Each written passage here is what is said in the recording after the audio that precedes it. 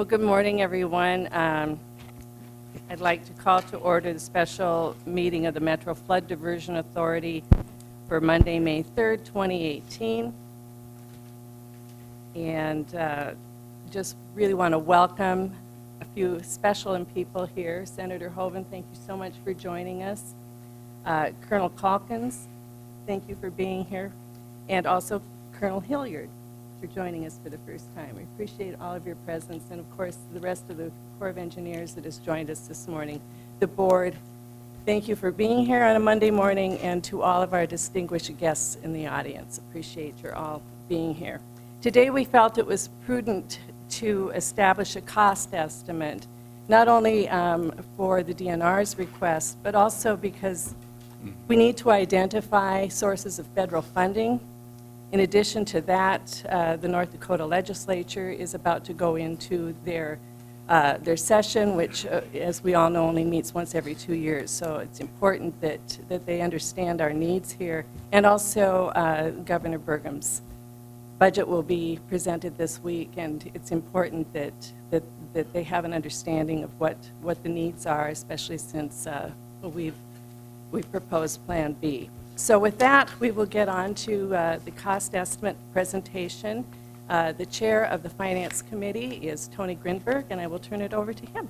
Thank you, Vice Chair Sherling. Good morning, everyone. I'd like to start off with some sense of gratitude, high degree of gratitude as a member of the Diversion Authority. And I think it's important to reflect where we've been and where we're going. In particular, when you look at the progress we made in 2013 with the blueprint of the funding with the state of North Dakota and moving forward today with today's discussion, I think it's important to recognize the time and the energy and the passion that a multitude of leaders has made to make this project even closer to becoming reality.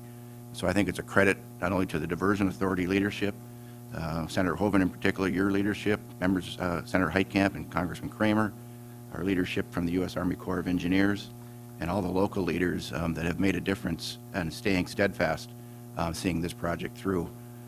Because if you were to factor up all the hours every one of us has put into this project, it'd be a big number outside of the cost to build it. And so I think it's important to recognize the dedication and commitment. As Vice Chair Sherling had mentioned, the Governor's Task Force started about 15 months ago. And with that effort and the passion and the leadership of both Governor Dayton and Governor Burgum, it's now time to understand the costs of what Plan B would be if permitted. And as also noted, the timing of the North Dakota budget process begins this week with Governor Burgum's budget address at 10 a.m. on Wednesday morning, and as well the Minnesota Department of Natural Resources request for a budget on Plan B. It's important to recognize that this is a proposed request, an opinion of funding, and a model that is contingent on final permit and any conditions or changes with that permit. Under the Finance Working Group banner, we have spent countless hours on the impact of increased costs for in-town, additional land acquisition costs, changes to the southern embankment with Plan B, and as well 3 years of escalated costs because of project inflation. Discussions with partners included North Dakota legislative leaders, Minnesota leaders, Governor Burgum, Bank of North Dakota, U.S. Army Corps of Engineers, Interim Legislative Water Topics Committee on the North Dakota side, Senator Hoeven, as well as the expertise of CH2M, AE2S, the Corps, and the leadership and the dedication of the Corps team, and our financial modeling consultant, Ernst & Young. So with that, Senator Hoeven, we really appreciate your leadership and support as we move this project forward. And now I'd call on Martin Nicholson at CH2M to run through the first segment of slides, and we followed by John Chalkley with Onsted Twitchell. Good morning, Vice Chair Sherling, Senator Hoeven, the colonels, and the rest of the Corps, and the rest of the board, and to the members of the public present. I'm pleased to be able to run through this presentation today, as Tony pointed out, which is the culmination of quite a bit of teamwork on behalf of all the participants on the project and moving through to get to what we will talk about is the cost estimate. a lot of work has been done to date, and the cost estimate, jumping right to the numbers to keep the suspense down, the current opinion of estimated cost is now $2.75 billion in 2018 dollars. And the graphic in front of you in the light blue depicts the costs that were in the last estimate for Plan A, expressed in 2015 dollars, and you'll recall that cost estimate was about $2.2 billion. And the dark blue segment of the pie describes the increases that are the result of the delay between 2015 and today, and the impacts of Plan B. So in general, rough buckets, that escalation accounts for about $150 million of that increase. Plan B construction and implementation is about $210 million, and that covers things like the adjustment and alignment of the southern embankment, the additional flows through town, the additional properties and mitigation that are required to be acquired, and the other implementation costs that it takes to get that construction to market. We did revise some of the utility relocates in the channel that are not affected by Plan B, but we have better information today than we had in 2015, and so that cost has been updated, and that accounts for about $50 million. And then the last item is contingency and risk. Mr. Grinberg pointed out that today we're operating on the best information available, which is costs that are developed on the project as submitted to Minnesota for the permit. Everyone knows that permit isn't in hand. There's a fair amount of uncertainty around what the final permit will bring. And quite frankly, the movement of the southern embankment by the Corps, and I'm sure that Terry or others from the Corps will make additional comments on this, the design of that project is nowhere near what it was in 2016 based on all the feasibility work. So let's look at that number in a little more detail. And the 2.75 obviously includes all the costs to implement the project from the Corps, the Diversion Authority, and the cities of Fargo and the cities of Moorhead. The estimate is divided into categories, with the second column being what we call base cost, which is what the cost is without contingency. Third column is what that contingency and risk and opportunity is for each of the categories, and the total in the right by category. So without going through each one of those, and we'll get into those in a little more detail here in a minute, the base cost is around $2.5 billion. Contingency and risk carried today is about $255 million. And the current opinion then adds to the 2.75 total. Before we look at the detail in each of those, I want to talk about the methodology that was used to develop each one of those costs.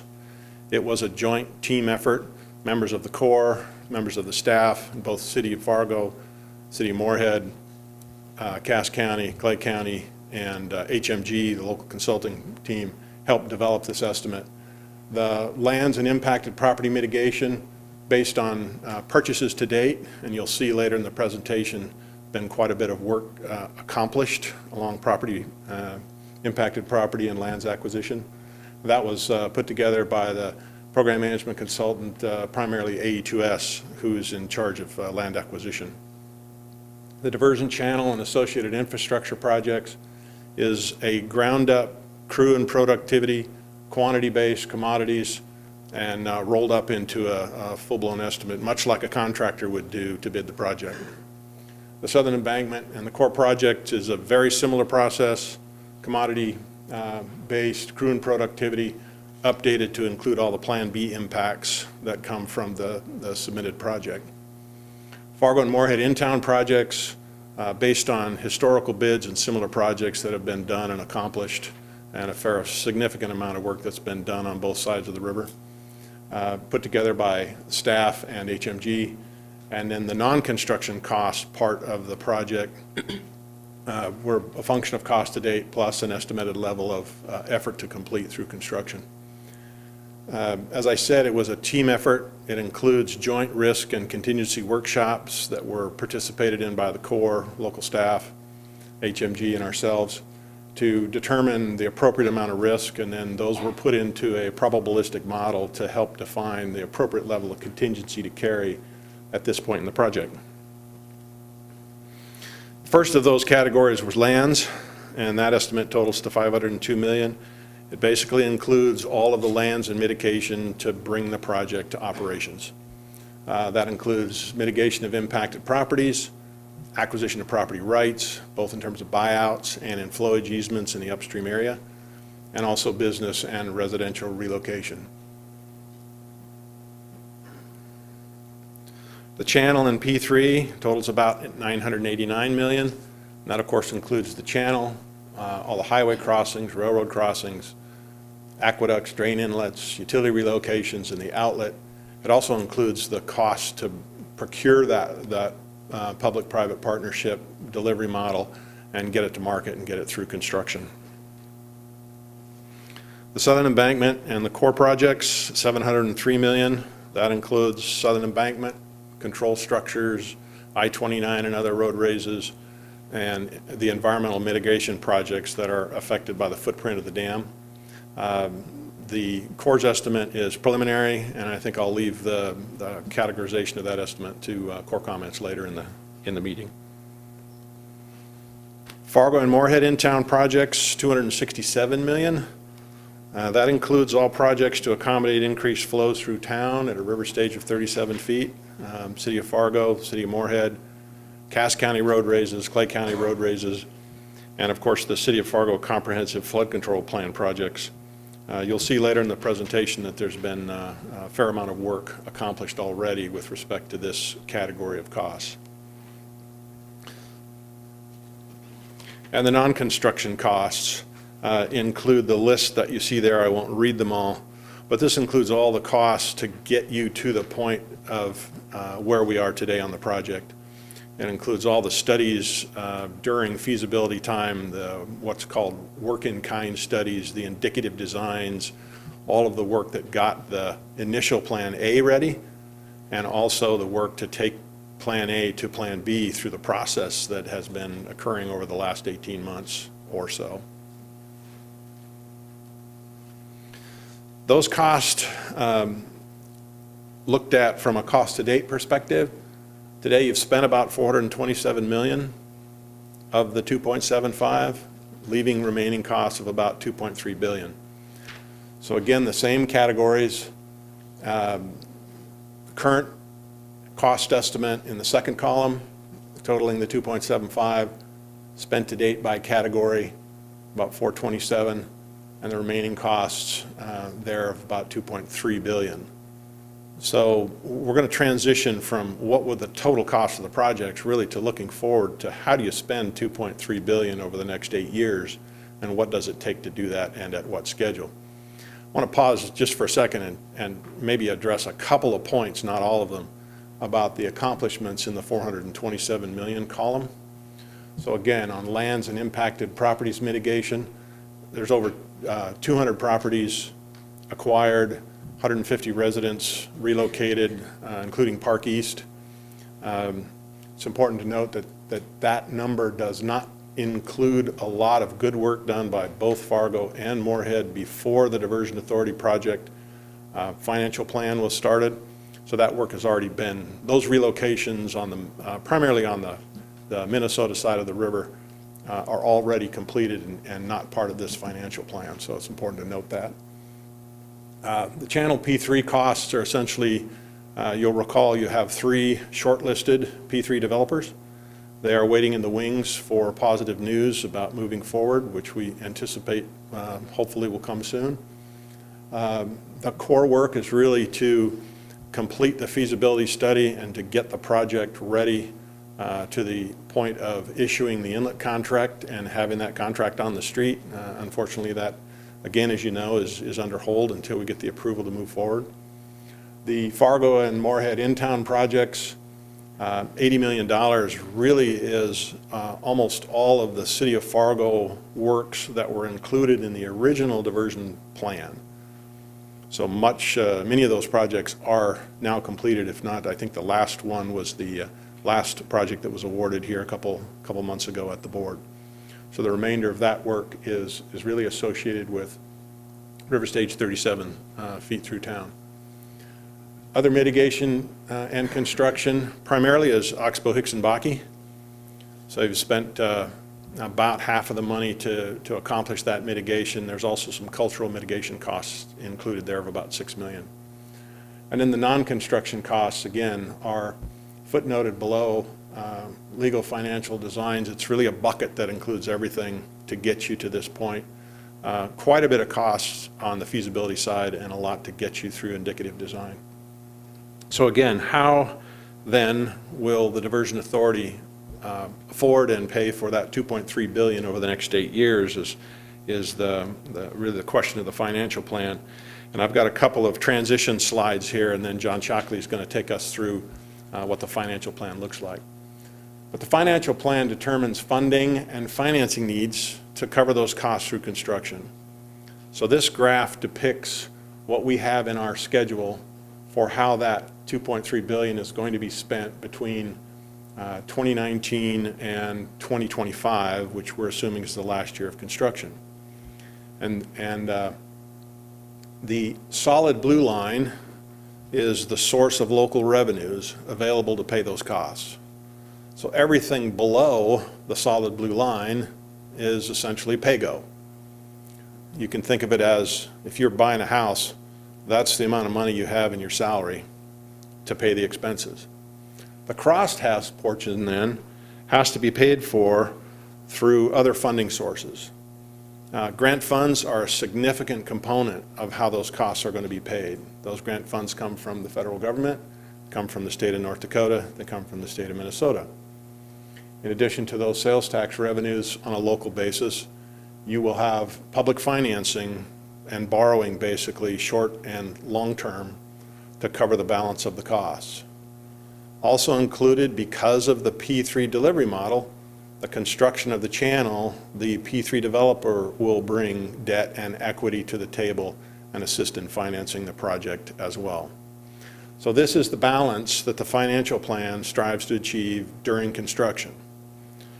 Once construction is completed, the situation and the picture changes to one of long-term payments. And as you know, the sales tax that were passed by the public goes out through 2084. Those are really how you afford in a long-term basis the short-term costs that it takes to get you through construction. So the biggest of those in the near term are the availability payments. Those are the payments that you pay the P3 developer back for financing and funding and building the diversion channel, that roughly $900 million worth of cost. And those are shown in light blue. The sales tax bonds, debt service, the debt that you take out against sales tax is shown in the dark blue, the smaller, fairly steady long-term payment that goes out to 2084. And the red is long-term low-interest loan debt service, which is a part of the equation to keep all of those costs below the sales tax revenue line.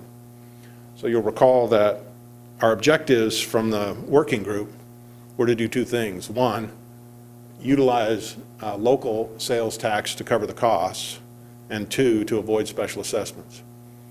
And in 2016, when the last financial plan presentation was made, both this long-term picture and the short-term picture were in balance. And the project was funded fairly robustly with the ability to move the project forward. We've just gone through the fact that costs have changed between then and now, and John is going to take us through some of the things that have changed on the financial planning side of the picture to fund this long term.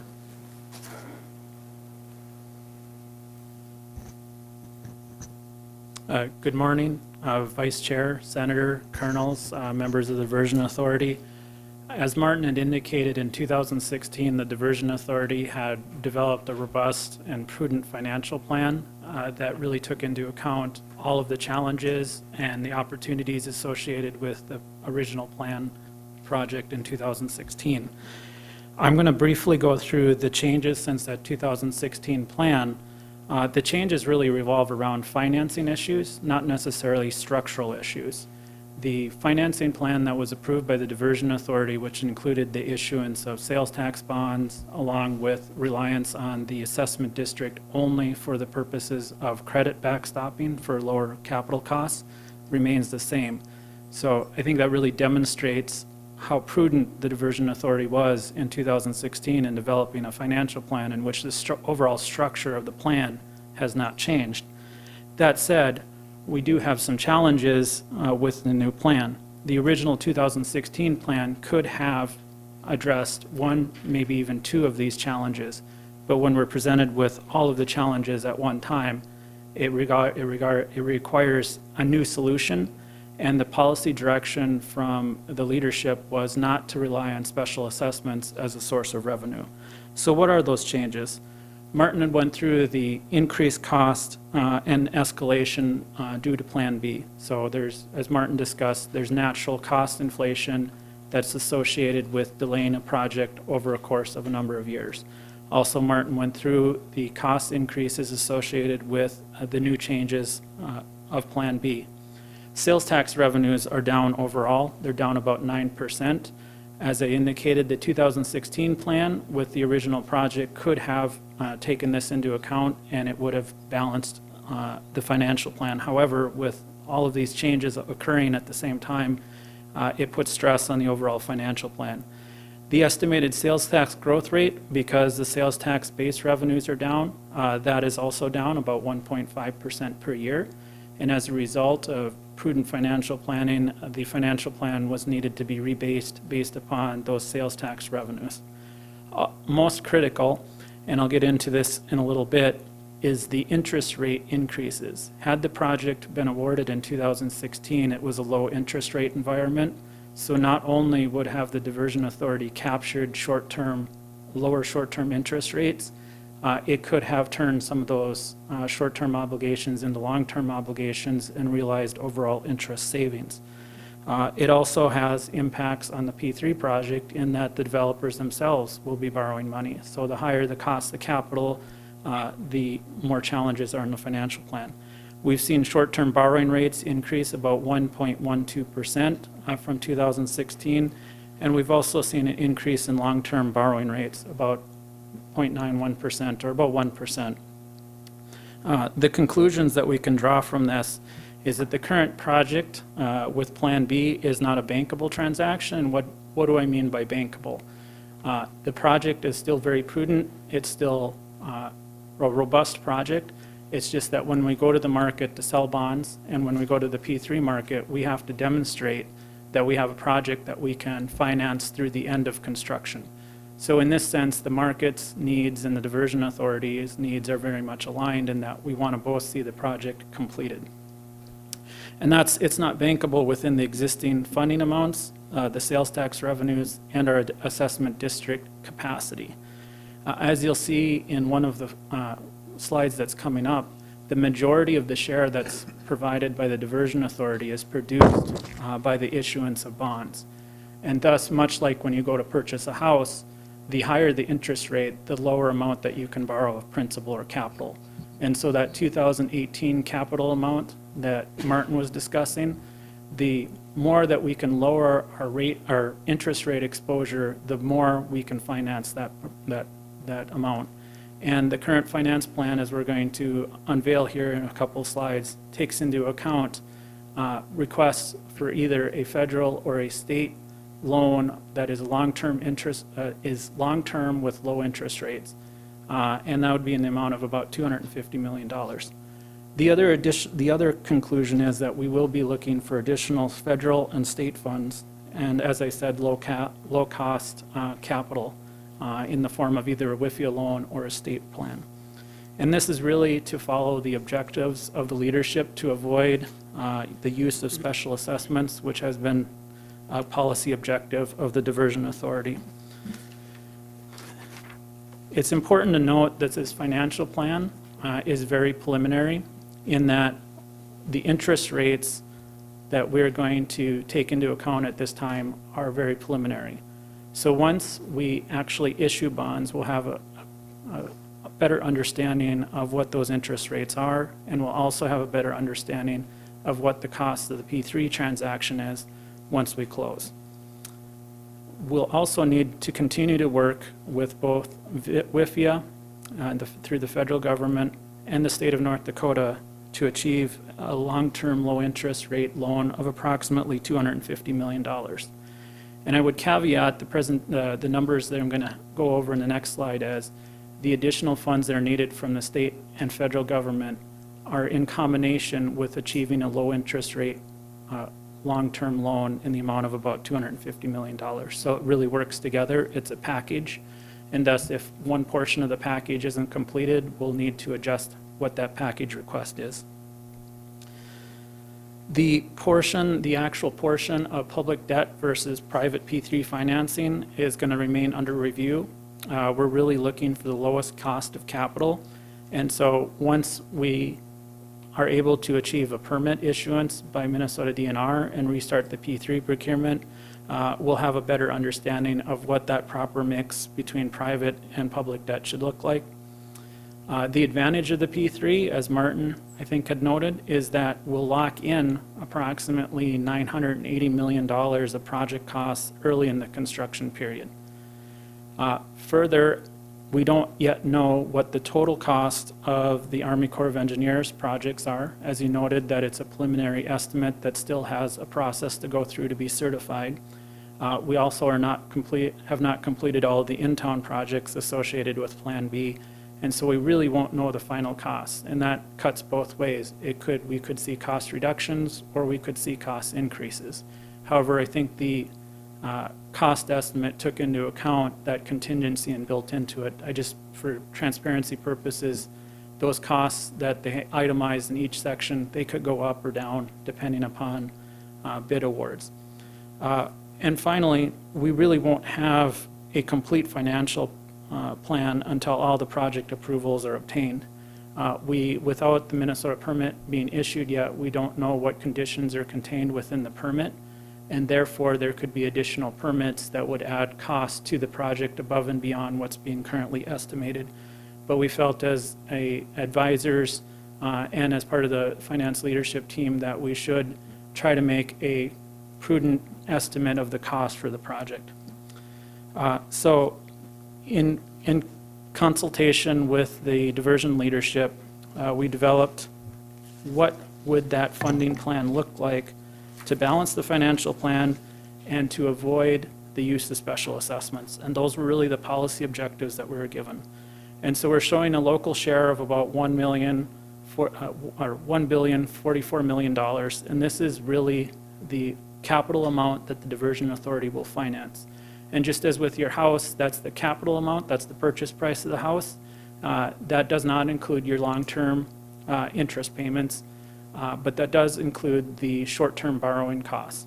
And so the more we can lower our interest rate exposure, the more that we can borrow.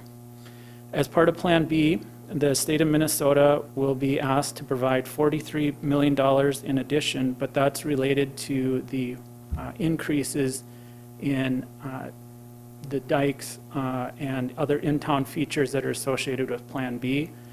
And that is really being treated as a separate bucket because those are costs that the city of Moorhead is currently constructing and overseeing. And that was recently vetted through the Moorhead City Council about those costs. So the additional $43 million is really just costs that are associated with raising the levees to accommodate that additional 37-foot flow through town. The $43 million is the original contribution of the state of Minnesota. From the state of North Dakota, they've currently committed $570 million. The request to the state of North Dakota will be an additional $300 million to be split up over 3 biennium. And then on the federal side, the request would be to include or ask for an additional $300 million on the federal side, all subject to an amendment to the PPA and falling through the process. And this, just to be clear, and all disclaimers, this chart does not include all of the metrics and analysis behind the scenes, but we wanted to make sure that it was a clear and accurate representation of what we were trying to request in regards to the project. And so we have a suggested motion for the Diversion Authority. If there are any questions, we can address those, or any discussion, Martin and I can both address those comments. I included the suggested motion at the end of the presentation, and it was a motion to accept Plan B, opinion of estimated cost, endorse the financial plan proposal, direct the Diversion Authority staff and consultants to pursue additional federal funding through an amendment to the PPA, additional state appropriations, and a low-interest long-term loan, each in the amounts explained in the prior presentation. And Martin and I can certainly answer any of the questions that you might have. Thank you, John, and Martin and Tony, especially for all of the diligent work that went into creating this cost estimate. It didn't happen overnight, and I appreciate all of your efforts. Before we get into questions, I think I would just like to ask Senator Hoeven to add his comments, if you would, please. I sure can, or if you want to do your motion, or whatever works best for you, is fine, Commissioner. So if it works better, I can sure go through. Please, just Okay. go ahead and we can deal with that when we've got all our comments in. Sure.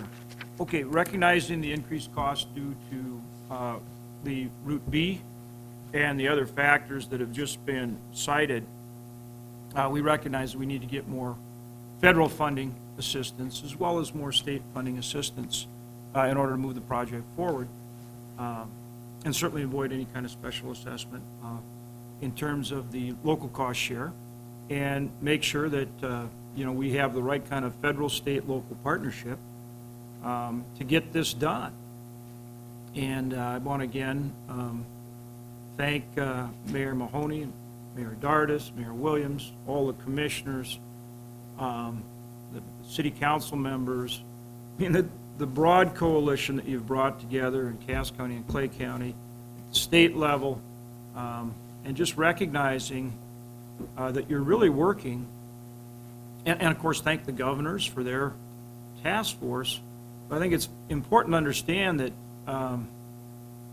one, we have to have permanent flood protection, and two, the incredible amount of work that many people have gotten together to try to build a consensus and address all the concerns. And so as we look at the costs here, we have to be cognizant of the fact that this is an effort to make sure everybody is fairly and well treated. It's very important to understand as we look at the increased costs, right? My understanding is, as explained, we need to look at additional $300 million from the federal end as well as additional $300 million from the state end. So to that effect, I've already talked to not only Assistant Secretary of the U.S. Army who oversees the Corps of Engineers, R.D. James, but also General Todd Semonite, the leader of the Corps of Engineers. And the two things that, that we had to address are, one, in order to get the additional federal funding, would we have to go back and get additional congressional authorization? And then the second question is, can we get support from the Corps for the additional funding? So first is the authorization. We don't need additional congressional authorization.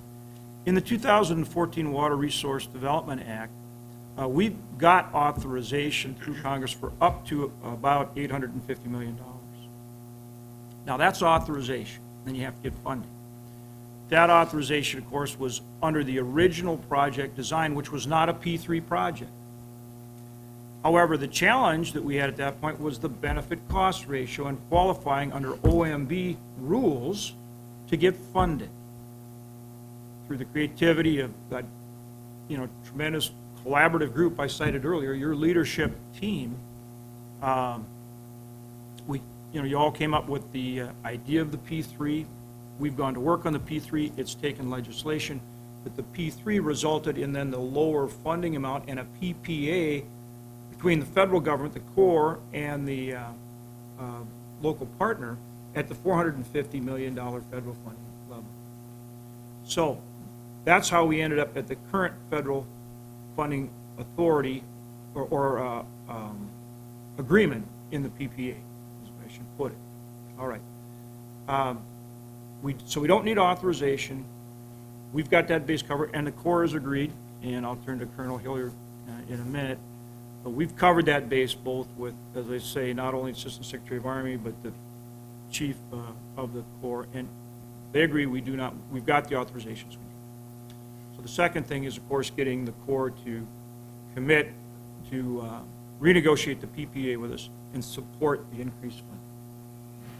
Again, I've touched all the bases, including with OMB Director Mulvaney, and the Corps has indicated, as well as RD James Army, that they're willing to work with us on renegotiating the PPA and working to secure the funding, recognizing the need and recognizing this incredible effort to make sure that everybody is well treated and that this is truly comprehensive flood protection for a multi-state region. And so those are the two big factors that we needed to make sure that we have squared away, that we have the congressional authorization, which we do, and a commitment from the Corps to work with us on renegotiating the PPA and working to secure the additional funding, which they're willing to do, and I thank them for that. General Kaiser had hoped to be here, who was the commander of the Mississippi Division. His son is actually graduating from basic training for the Air Force, so congratulations to him. So he wasn't able to come, but he sent his extremely capable assistant, Colonel Hilliard, who has served, I think, multiple deployments in Iraq and multiple deployments in Afghanistan, and that doesn't even cover it. He's got others, so he's got a pretty incredible track record. And like Colonel Calkins and all these great military guys, we just can't thank him enough. But he's here to talk a little bit about that support. A couple other points relating to the finance plan. So we've been getting funding through the Corps work plan. This year, another $35 million. And that's been a challenge, not only because we haven't been able to get in the president's budget, so we have to work through the work plan, which we've been able to do. That's something I work on as Energy and Finance, through the Energy and Finance Appropriations Committee that I'm on, and the Corps has been good about it. But we want to get to the point where we're funded in the president's budget. So in the Energy and Water bill, I included language now that directs the Corps, or excuse me, OMB, to come up with a prioritization on the P3 relative to the benefit cost so that we can get in the president's budget. That's in legislation now they have to implement. So it won't be effective for this year, for the 2000, what we'd be working for now in 20 budgeting year. We're still having to work through the work. So we're going to need the Corps' good efforts with us, both to put money in that Corps work account and to get project plan funds. And hopefully then, a year from now, be able to get in the president's budget for the lion's share of the funding. So that's something that we still are working on. We have the legislation now, but we've got to work with the Corps to get the implementation. The other point I want to bring up in listening to your presentation is WIFIA. In Energy and Water, I also included legislation that directs the Corps to set up the WIFIA program under the Corps. EPA already has a WIFIA program. The Corps has authority to do one. They have not yet implemented. So the directive is set it up. And the others, we gave them $6 million to do it. So it's not like we said set it up and they have $6 million. They need to get it done. Idea being, if they start now, when we're ready to borrow that money, we'll have the federal guarantee. So as you talked about the increased financing cost, that will help bring that financing cost down because it will be federally guaranteed. And as you talked about the importance that has over time, we need to have that in place. And they laid out very well why, and of course you understand that. The other point I would add is that we've talked, I visited with Governor Burgum as well, and again, I see this as federal, state, local partnership to get this thing done. We need permanent flood protection for the Red River. And I know you all are working hard, very hard, and I appreciate it, to make sure that all concerns are fairly addressed and everybody's included in terms of this comprehensive flood protection. And so again, I'm going to go back to thanking the leadership at all levels here. And it's Fargo, Moorhead, but it's the rural areas, upstream, downstream, for working together. Project of this magnitude doesn't happen without that willingness to work together and make sure all the bases are covered. And I know that's what you're working so hard to do, so I thank you for it. Well, thank you, Senator Hoven. We truly appreciate your support and your continued support, and I know you're working hard on this project for us as well. So again, thank you so much. Colonel Calkins or Colonel Hilliard, did you have a comment? Definitely, we want them to comment. You So- bet. So before I hand it over to Brought them all the Calkins, way in from That's right. Division. I'll just, a couple of brief comments. So Senator Hoven, Mayor Mahoney, Mayor Dardis, and Mayor Williams, who I know can't be here today. On behalf of Major General Kaiser, who Senator Hoven mentioned couldn't be with us here today, we say thank you for allowing us to be a part of the team today and be here to support this incredibly important project. We'd first like to recognize all the hard work that so many have already done, specifically you, Senator Hoven, and really working with the administration, as you just mentioned, to keep the project moving, as well as all of you that represent the people of both Fargo and Moorhead to get the project to where it is today. And really the message from General Kaiser is that we are on the team, and we recognize that an amended PPA coming, and the entry point for that really is the district and the division, and we will do everything that we can to make sure that process goes through smoothly. And I know that, again, you've been working that behind the scenes, Senator, to make sure that that gets going. And again, we just recognize all of the hard work that's already going on, and we just want to let you know that we are on the team, and we appreciate all the support that you've given us. And we, as you've heard the Assistant Secretary of the Army say, the Corps is about moving dirt, and we're about building projects and infrastructure for the nation. That's what we want to continue to see for this project. And with that, I'll turn it over to Colonel Calkins. And I want to make Additional sure I recognize Colonel Calkins as well. Both you guys, I mean, I'm just blown away by your service. When you read about what these guys have done overseas in combat and all that, and they come back here, and they really are working hard to get this done. And so I say that about Colonel Hillard and Colonel Calkins. You guys are great Americans. We appreciate it. Great. Thanks, Senator. We appreciate that. It really is an honor to serve both this local area, but the nation in a broader sense. So it's a real pleasure and an honor. I'd also like to mention that Mr. Jim Beaudron, sitting next to me here, is a senior executive and the director of programs for Mississippi Valley Division. So he is really kind of a long-term representative of Mississippi Valley Division. The active duty officers rotate in and out, but Jim is sort of the strength that'll keep the support in the Mississippi Valley Division for this project. So thanks for making the trip up here. These guys both flew in from Vicksburg, Mississippi, where it's 75 degrees today. So it was a little bit of a shock to the system, but good to have them here. This has always been a great partnership. As the senator said, and I've said it before, but it bears repeating at the federal, the state, and the local level.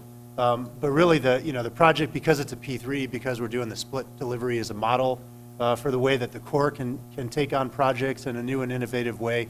The project is clearly necessary and important for this region, which is a thriving part of, again, as the senator mentioned, 2 states. And it's something that we need to support, we have supported, and we will continue to support. So we anticipate getting a request to renegotiate the PPA. We'll be very happy to move that up as expeditiously as possible to get that approval moving. I think everyone here is aware that that's approved at levels higher than the St. Paul District and the Mississippi Valley Division, but we will support that 100% along the way. I think it's also important to emphasize the fair treatment of everybody involved. So upstream, downstream, both sides of the river are important to the Corps and obviously important to everybody in this room. And part of that, of course, is continuing to work on getting a permit from the state of Minnesota, which we've been doing for the better part of a year and a half. And we're hoping that process wraps up this month. Now that it's December, I can say that. It may take 6 weeks or who knows, but we expect within the next 4 to 6 weeks to have a decision from the state of Minnesota. We continue to work very closely with the commissioner of the DNR and a lot of technical people who are working on the project, and we're very hopeful that we'll have a decision on that in the near term, and we'll be able to kind of finalize some of the numbers that Martin and John spoke about. In terms of the USACE cost estimate, we don't have a final number yet. We have to follow a slightly different process than the Diversion Authority follows and send that up for some reviews and approvals outside of the St. Paul District. But we expect to have our work done on that in the St. Paul District in mid-December, and then probably by the end of January, we would have a final sort of approved core cost estimate for the project, more specifically, or most importantly, I guess for us, for the federal portion of the project, the federal work on the project, but for the project as a whole as well. And once we have that by the end of January, I think the federal government, from our perspective, would have all the information we need to renegotiate the details of the PPA. In line with the permitting actions and the Plan B, the federal government has some studies that we have to do, so a supplemental environmental assessment is the backbone of that. We have actually completed as of last Friday a final draft of that, which is going up for review at our higher headquarters. And as soon as we get a permit decision from the state of Minnesota and know what the conditions on that permit will be, we'll finalize that. So we expect to have that finalized within a couple weeks or so after receiving a permit decision from the state of Minnesota. And then finally, good news, as Senator Hoeven mentioned, we did get $35 million in the work plan. So that brings the total that the federal construction funds that we've received since 2016 to $98 million, which is 22% of the current federal commitment to the project. So that's a good number. We're going to be able to get lots of work done, again, depending on this the permit and then getting the injunction that's currently in place lifted. We're hopeful that we can do that pretty quickly, get back to work on the inlet structure this year, and then do the work that we need to award a construction contract for the wild rice structure, and then start design on the Red River structure and the southern embankment itself.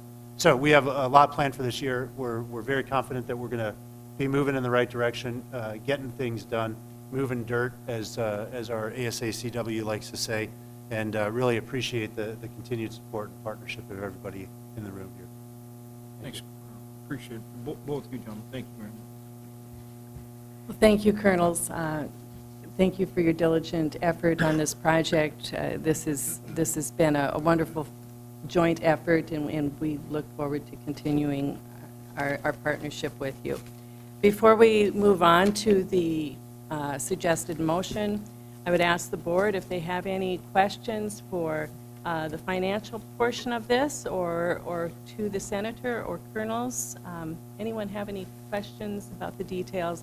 I know it's a big presentation. They could have brought a lot more numbers, and we could have sat here all day long and crunched over them. But again, I really appreciate all the hard efforts that the Finance Committee put forth on this project. But anyone have any questions? John, yes. Yeah, well, it's not actually a question, Martin. Vice Chair, there is a handout that was prepared that it's a one-pager that goes through the overall, the pie chart that we put together with a little bit of information. It's kind of an easy way to view what the requests are and what the specifics of each request would be. And so for your reference, just wanted to flag that up to you. Thank you. Any other comments, questions, or motion? Madam Chair, I would move the recommended motion outlined in your packet before everyone, and happy to do so. Thank you, Commissioner. And is there a second? I'll second that motion. Thank you, Commissioner Steen. It's been moved and seconded to approve the suggested motion. Is there any further discussion? Any discussion? If not, roll call, please. Mr. Hendrickson? Yes. Mr. Paulson? Yes. Mr. Campbell? Mr. Wayland? Mr. Wayland? Dr. Mahoney? Aye. Mr. Mr. Pepcorn? Aye. Mr. Grinberg? Aye. Mrs. Schirling? Yes. Mr. Steen? Yes. Mr. Thorsted? Yes. Mr. Jacobson? Yes.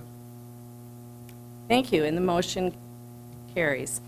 At this time, we're going to take a brief recess, and when we return, we have some short voucher approval and some contracting actions that we need to take care of. But we'll just, hello, everyone? Thank you. If we could gather back up, and we've just got a couple of contracting items here to take care of, and then we can get on with our week.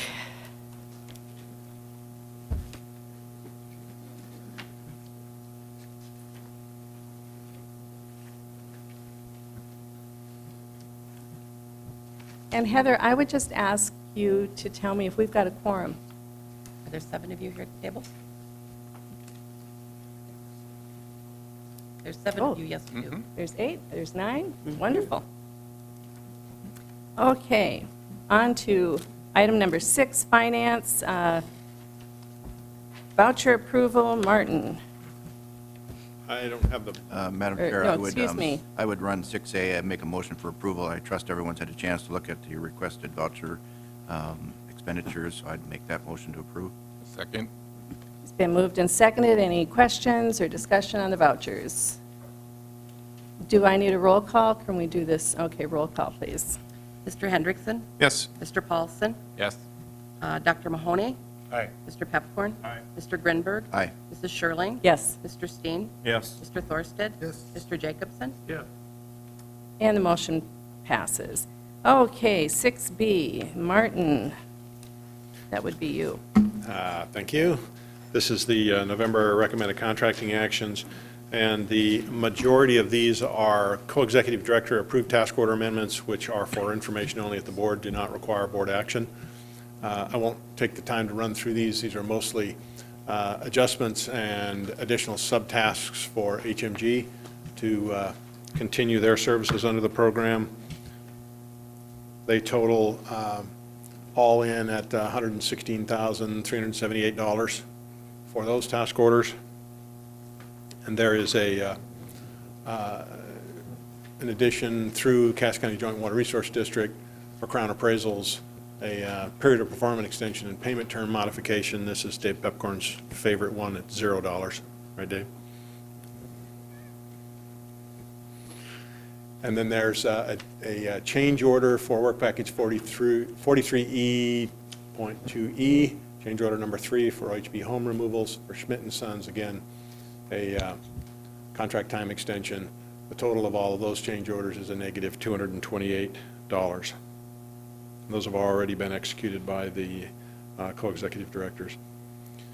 The only contracting action for approval is actually a task order for us, and I don't know whether, Michael, you want to make any comments on this one, but it is task order 3, the integrated cost estimate and related services for Plan B. If you'll recall, the board asked these to come back and be approved by subtask. This is to cover really the services that we've been providing and interfacing with EY to develop the financial models. This was intended to come in October, didn't make the meeting, and so now it's from an accounting perspective. I think in our discussions with Michael, he wanted to put this one forward so we can get the dollars in the right bucket in the task. Thank you. Questions on that task order? Move to approve. Second. Motion and a second. Any discussion? Any discussion? Roll call, please. Mr. Hendrickson? Yes. Mr. Paulson? Yes. Dr. Mahoney? Aye. Mr. Pepcorn? Mr. Grinberg? Aye. Mrs. Schirling? Yes. Mr. Steen? Yes. Mr. Thorsted? Mr. Jacobson? Yes. Thank you, and the motion carries. Item number 7, any other business?